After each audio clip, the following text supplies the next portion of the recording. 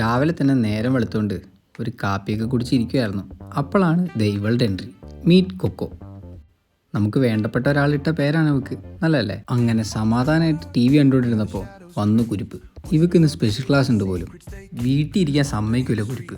ഇനിയിപ്പോൾ ഇവളെ കൊണ്ടുവിടാൻ പോകണം. അങ്ങനെ കുരിപ്പിനെയും വിട്ട് വീട്ടിലേക്കുള്ള കാപ്പിപ്പൊടി വാങ്ങി ഞാൻ നേരെ വീട്ടിൽ പോവാണ്. വീട്ടിൽ ചെന്നപ്പോൾ ഇതിൻ്റെ എന്തോ സാധനം കേടായി, പോയി മേടിച്ചോണ്ട് വാടാന്ന് അച്ഛൻ. ഒറ്റയ്ക്ക് പോകണല്ലോ എന്ന് ആലോചിച്ചപ്പോൾ ദേ വരുന്നു നമ്മുടെ ആത്തിഫ്.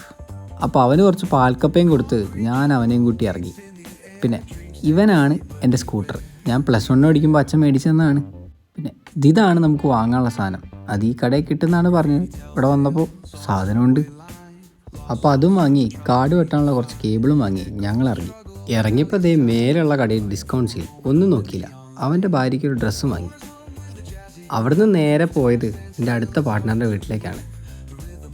ഇവനാണ് അമൽ. ഇവൻ്റെ കയ്യിലിരിക്കുന്ന അവൻ്റെ ചേച്ചീൻ്റെ കൊച്ചാണ്. മാമനാണ് ഇപ്പോൾ മാമൻ. പിന്നെ ഇവൻ കഴിവുള്ളവനായതുകൊണ്ട് കണ്ടൻറ് വീഡിയോസ് എല്ലാം ഇവനാണ് എഡിറ്റ് ചെയ്യുന്നത്.